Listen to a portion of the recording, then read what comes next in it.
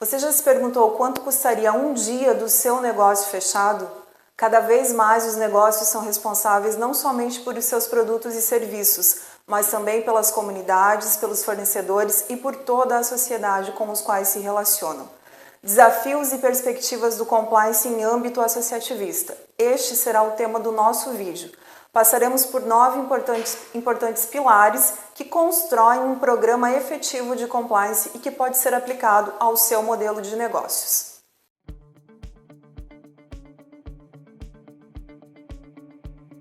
A Lei 12.846 de 2013 ficou conhecida como a Lei Anticorrupção e trouxe para as agendas dos negócios e das sociedades a preocupação maior com relação aos procedimentos que possam evitar especialmente as questões relacionadas à corrupção. Vamos conhecer aqui alguns dos pilares que são recomendados também através do Decreto 8420 de 2015, que implementou e trouxe os passos gerais para a implementação dos programas de compliance.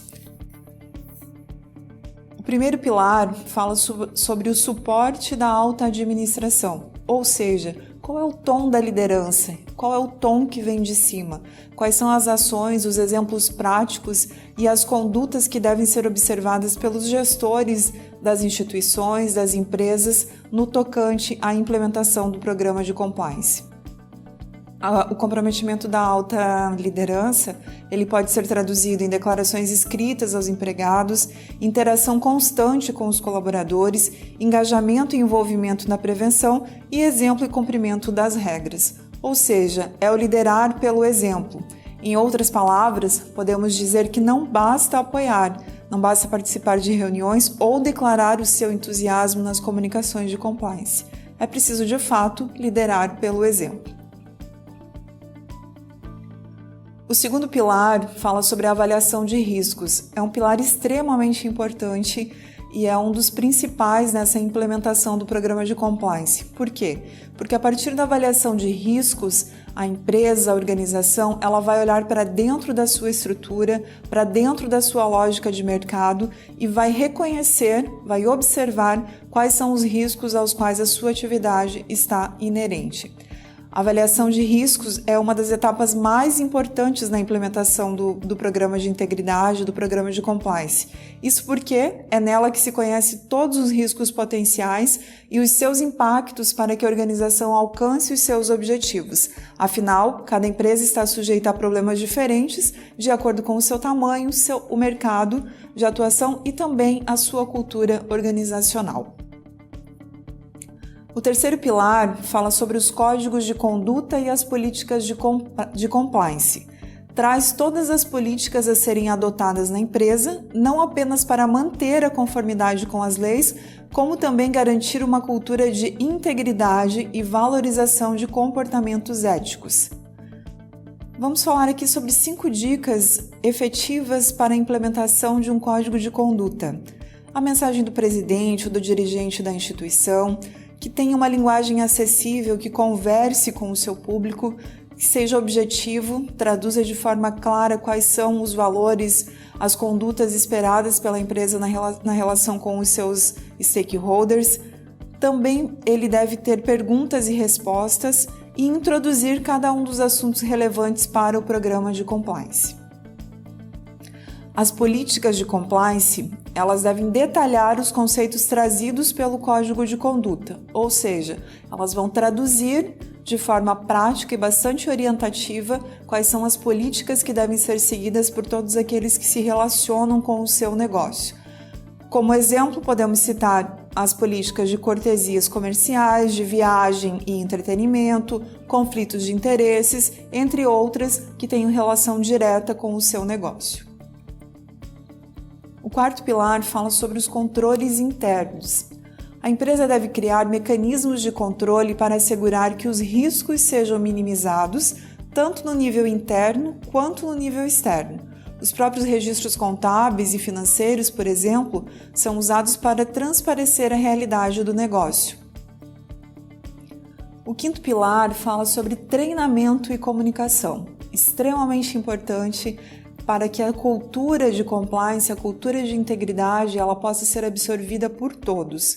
né? Ele deve fazer parte, então, dessa cultura da empresa e, além da adesão da alta administração, os colaboradores precisam entender os objetivos, as regras e o papel de cada um para que seja bem sucedido. Por isso, é fundamental investir em treinamentos e na comunicação interna.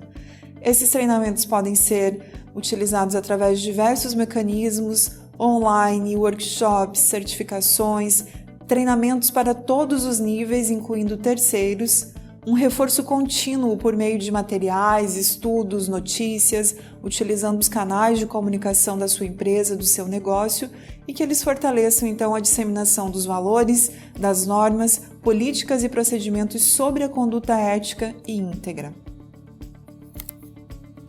O sexto pilar fala sobre os canais de denúncia, os canais de manifestação.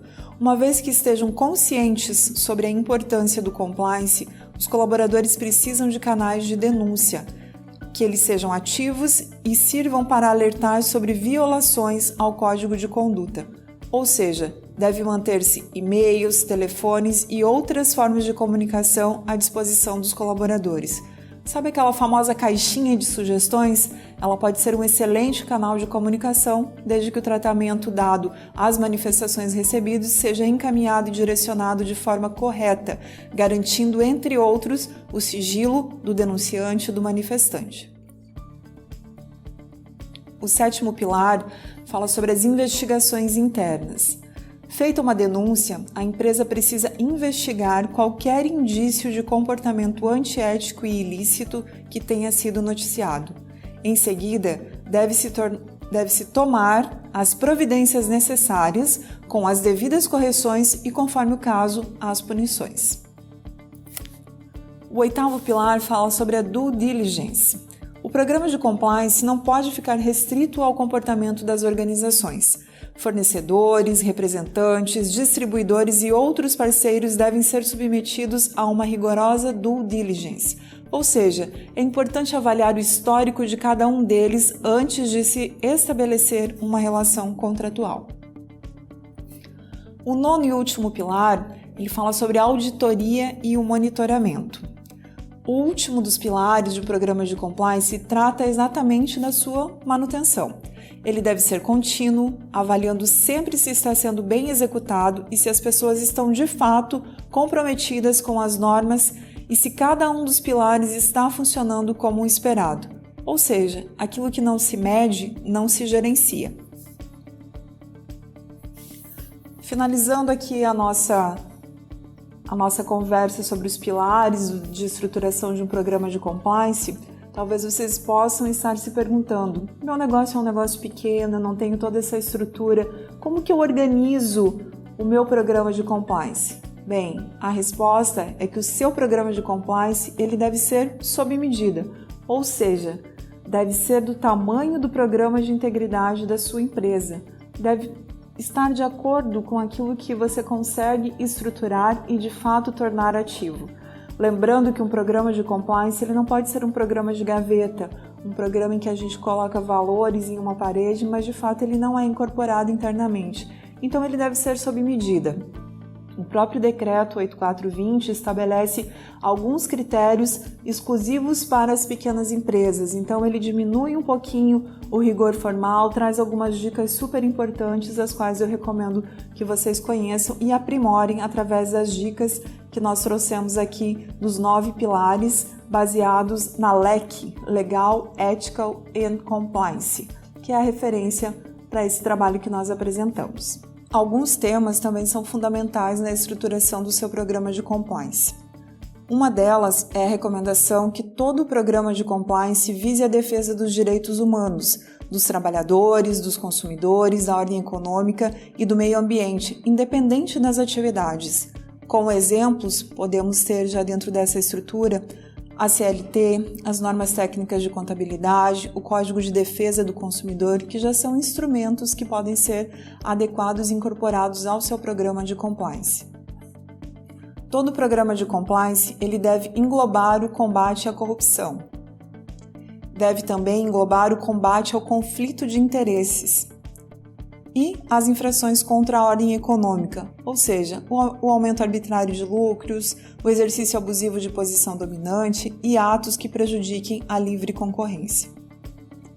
Falando sobre o nosso ambiente de associações empresariais, de associativismo, é recomendável que as associações formulem códigos de alta regulação, cada vez mais alinhados a elevados padrões de ética empresarial e de responsabilidade social das empresas, não apenas limitados a assegurar a conformidade com a lei, mas também que reflita e que traduza de forma prática os valores institucionais. Para assegurar a efetividade, as associações deverão adotar medidas para fiscalizar e assegurar o cumprimento dos códigos de autorregulação por parte das empresas associadas, sob penas de sanções, tais como advertência, suspensão parcial ou total dos direitos ou expulsão do quadro associativo. Valer-se do seu conhecimento coletivo sobre o setor ou sobre determinado tema relacionado ao seu objetivo social para contribuir ativamente com o poder público visando o progresso de determinado mercado e da sociedade. Como desafios para esse processo, trazemos aqui 3 pontos de reflexão. O primeiro deles fala sobre o conhecimento e o fortalecimento da cultura de compliance. Falar sobre compliance, esclarecer o seu conceito, trazer de forma prática para as realidades das nossas associações, dos pequenos negócios, é uma forma que esse tema chegue e se torne próximo à realidade de todos os negócios.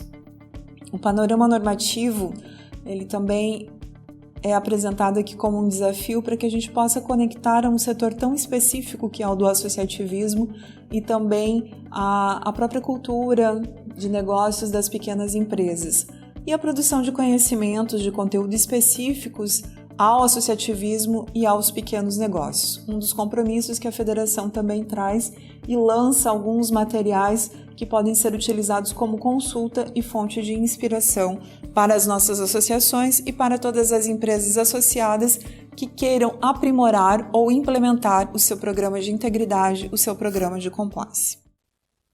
Agora que você já conhece os 9 pilares para a implementação de um programa de compliance no seu negócio, vamos conhecer um pouco sobre as iniciativas da FACISC.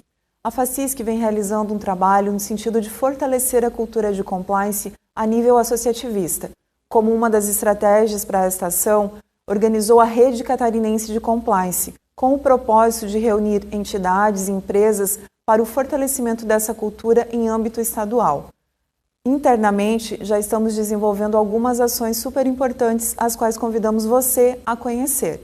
Na estruturação do nosso programa de compliance, ferramentas importantes como o Código de Conduta e Ética, o Manual de Gestão de Crises, já estão consolidados e podem ser acessados como exemplos a serem construídos também pela sua empresa ou pela sua associação empresarial. Como forma de assumir os nossos compromissos e de nos posicionarmos nesse sentido, participamos ativamente do movimento ODS em Santa Catarina e também da Rede Brasil do Pacto Global, através da participação em grupos temáticos como o GT ODS e o GT Anticorrupção, espaços que nos colocam num cenário nacional, tanto na discussão destes temas importantes, como também no acesso de ferramentas as quais podem ser compartilhadas e acessadas por todos vocês. Até o próximo vídeo e vamos juntos liderar pelo exemplo.